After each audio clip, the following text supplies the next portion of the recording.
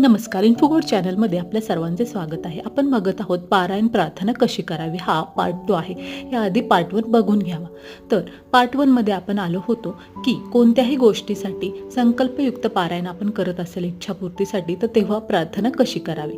तर ते प्रार्थना क्षमा प्रार्थना आहे.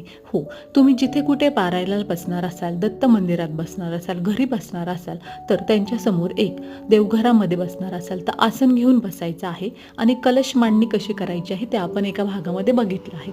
शांत बसायचे, मन स्थिर करायचे, मन स्थिर करून एक माळ जप करून घ्यायचा आहे स्वामींचा किंवा दत्तगुरूंचा. त्यानंतर आपण दत्तगुरूंना नमस्कार करायचे व त्यांना आपण म्हणायचे की हे गुरु माऊली, मी तुम्हाला शरण आलो आहे. मला माझ्या पापांबद्दल, वाईट कर्माबद्दल माफी द्या व ह्या संकटातून मला लवकर बाहेर काढा व माझी भक्ती स्वीकारा. एवढीच प्रार्थना आपण क्षमा प्रार्थना म्हणून करायची आहे.